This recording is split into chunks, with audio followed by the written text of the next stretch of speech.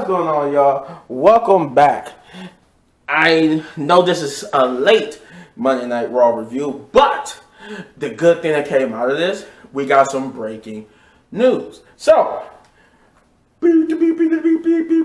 that's my breaking news voice, a little beat. But breaking news.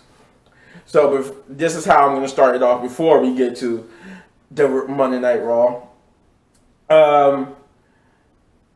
If you haven't seen it, the big news, I'm not gonna say the biggest, because basically the biggest news going on with WWE right now is Vince McMahon and his little scandal. But the big news that just broke today was that the PG era of WWE is kind of sort of ending.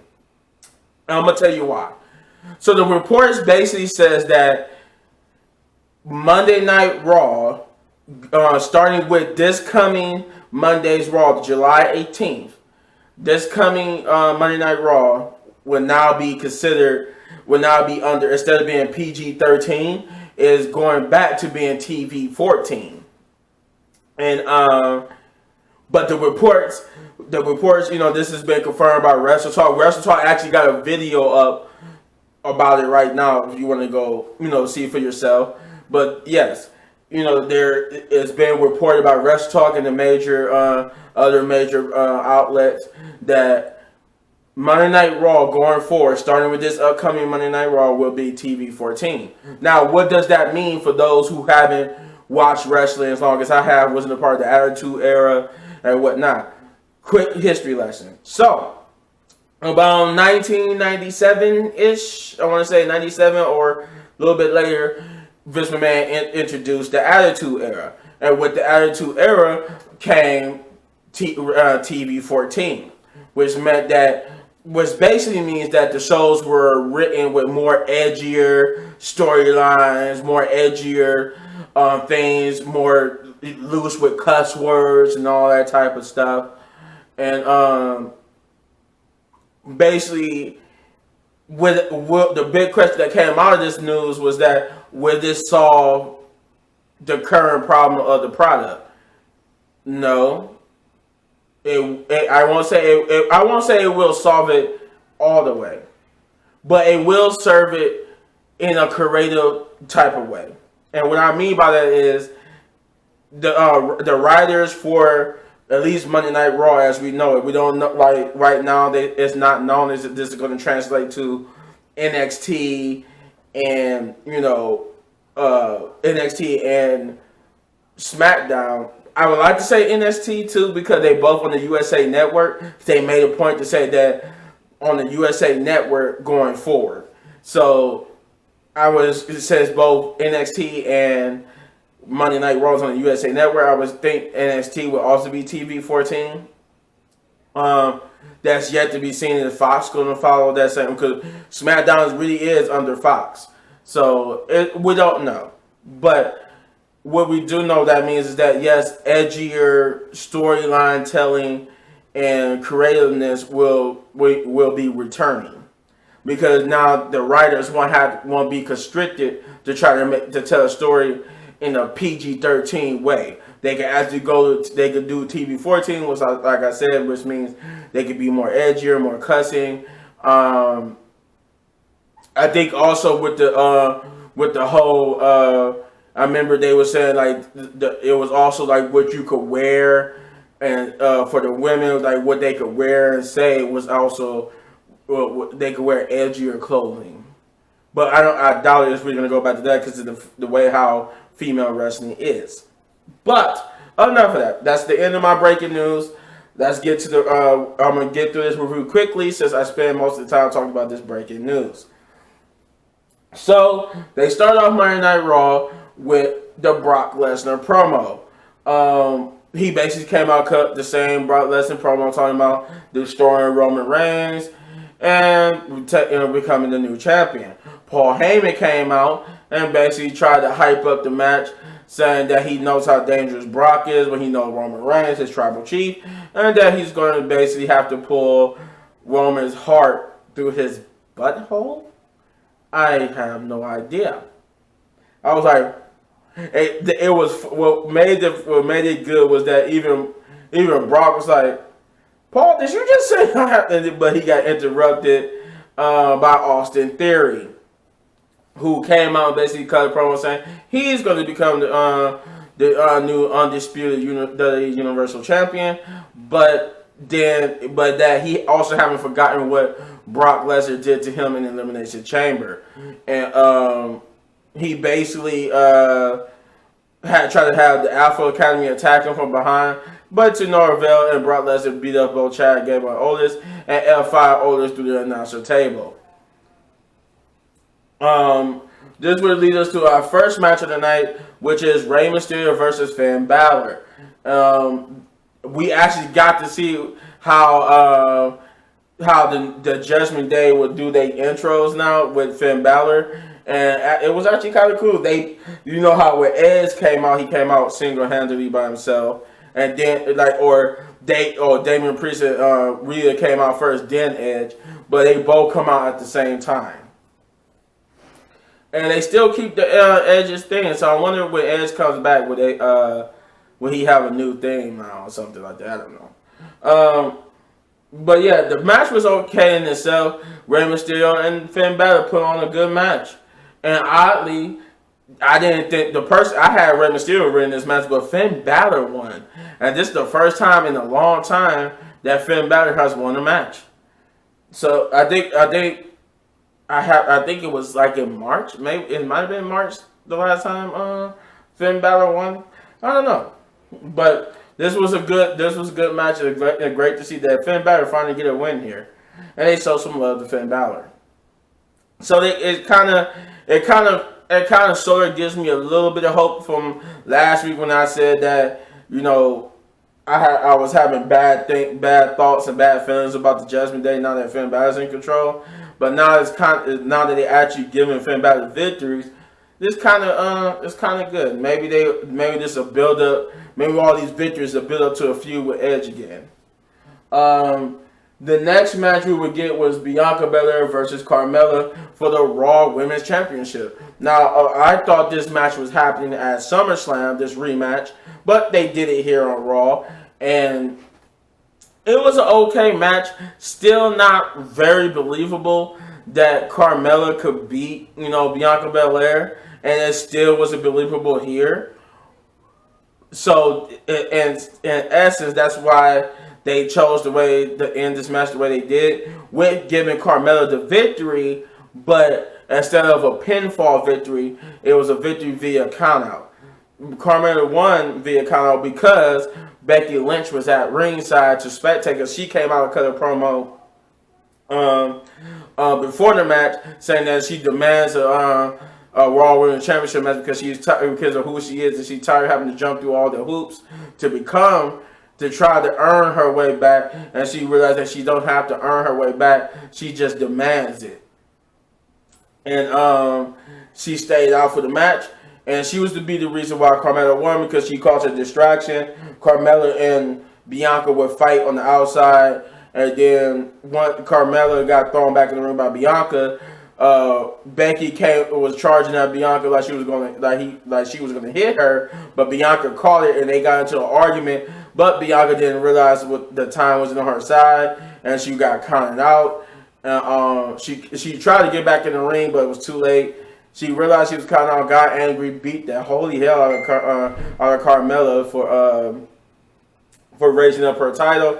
They saying she won, and so that she still was the person to stand tall.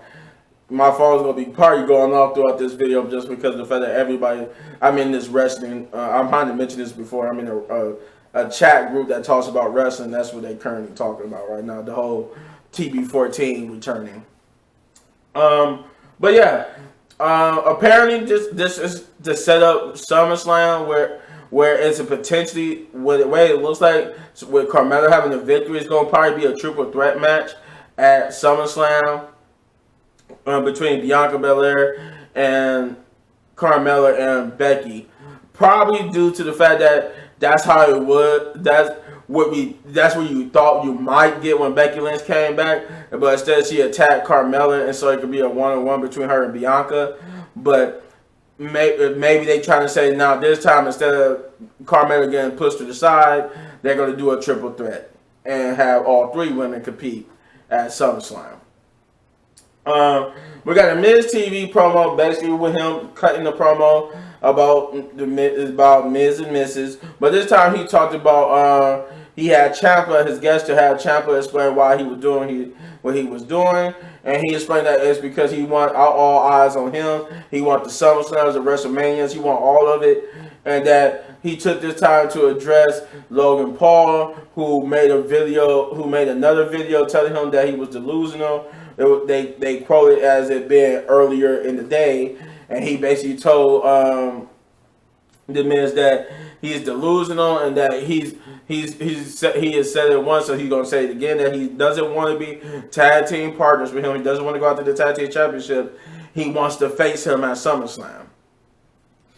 And the Miz basically said that, well, if you don't want to be partners with me, we could. I always got somebody right here. He was talking about Ciampa, and that if he's gonna give him one more chance to reconsider and all that type of stuff. Also, Logan Paul did mention in the video that in case Miz still didn't get it, he was gonna be on the next Monday Night Raw to basically tell him in person. Now, which is interesting because we know now the next Monday Night Raw will be TV 14. So I guarantee that's going to be a watch. A lot of people are going to watch that Raw just to see if it's going to be different, how edgier it's going to be. We got the next match actually was the next match was AJ and Ezekiel versus The Miz and Ciampa, because the AJ Styles, I forgot, came out and interrupt Miz TV, and basically I guess it was supposed to be a 2-on-1 handicap match. It was supposed to be Miz and Ciampa versus AJ, but then Ezekiel injected himself and told everybody that he talked to Adam Pearce, who agreed that the match, so instead of being a 2-on-1, would be a tag team match. And that's about how we got the next match, which is, like I said, AJ Styles and Ezekiel versus Ciampa and The Miz. Now the match for itself was good. It was kind of different. Even though it's still the same old AJ versus The Miz, we got to see Ciampa at least get a little bit more life injected into his story. But once again, just like with the Bianca Belair match, this match had a DQ finish this time around. And this was because Ciampa came in and basically saved The Miz for being pinned, but he wouldn't stop beating up on AJ Styles, considering that he's not the legal competitor, to which the referee had to call for the DQ, giving AJ Styles and Ezekiel the win via DQ. The next match we'll get was Alexa Bliss and Asuka versus Doudrop and Nikki ASH. This match was okay, I guess. It wasn't bad. It wasn't a lot of bad on it. It wasn't a lot of bad, but like, you know, it wasn't too good either. Like, because it's just because they didn't have no direction.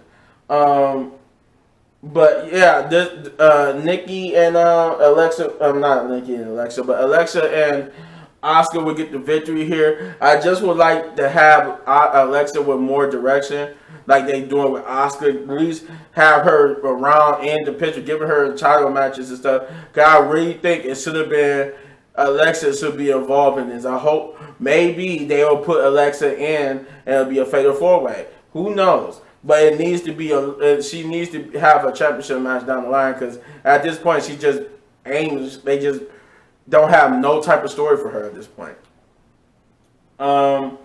We did get a promo with the Usos, basically talking about the Street Profits and they match at SummerSlam with the special guest referee, that they don't care if as long as the referee could count to 1, 2, 3. The Street Profits would come out and basically said they're going to be champions, and there ain't going to be no controversy this time around, with the Usos really not caring. Then oddly, so this doesn't be like a repeat of what we already seen. R-Truth comes out and basically said that he comically said that he's a what did he say he was? He was a tag team therapist, and then he also revealed that he was a certified referee, and that he wanted to be the referee, and he comically trying to prove himself, and then Omos came out, and they tried to interject themselves via MVP, telling the Usos that they should they want to lend Omos services to the Bloodline and let Omos be the special guest referee. This would break down to a 6-man tag with the Street Profits and R-Truth versus the Usos and Omos, because the Usos basically called R-Truth a clown. And this was like the first time you seen R-Truth get serious. This is the first time in a long time I've seen R-Truth get serious, and it was like, oh, I'm a clown, huh? Well, they said clown something else that was inappropriate. But yes. And that's what the match came about. It was an okay match, but Omos being in the match gave them the victory. Other than that, I didn't have no really problem with it. The promo was good, the match was okay. Omos needs a lot of work, but it still was good. Then we got the main event, which is Bobby Lashley and Riddle versus Austin Theory and Seth freaking Rollins. We did get another tease which is basically everybody saying it's Edge coming back before this match. Yeah, we got the main event, which is this tag team match. This match was good. It was another series of like people getting pinned, like Angelo Dawkins who should have got protected, who took the pin from Omos. I think Austin Theory got pinned here by Bobby Lashley. But the match itself was good. No, he got pinned by Riddle. Riddle hit him with an RKO. Thanks to Dolph Ziggler, who is oddly now a face, and he's going after Austin Theory for some reason. It was a good match. Austin Theory would fall to an RKO, and then would get super kicked after the match by Dolph Ziggler to signify that Dolph Ziggler is now a babyface and got a problem with Austin Theory. All this to say that this episode of Monday Night Raw was okay. I won't say it was a good one because it wasn't stuff that was bad, but there was stuff that wasn't good either. But there's stuff that really should be improved upon, and maybe we'll see that in next Monday Night Raw. I'm gonna give this episode though a 6 out of 10 big ups because it was an okay episode. And it was for the most part entertaining, but it could have been a lot better. But you let me know in the comments down below what you thought of this episode, of this video, and of the breaking news I had at the beginning. And if you enjoyed it, then you hit this button right there in the upper right corner for all of my WWE reviews. And if you enjoyed this review so much you want to support the channel, all you gotta do is hit that like, subscribe, share, hit that notification button, hit that thanks button, and hit that join button. Only if you want to. If you want to see me react to your favorite TV shows. And as always, you need one of these videos for more amazing content. But they're going anywhere. I got 2 more reviews coming. One I am so happy to do. So, peace out.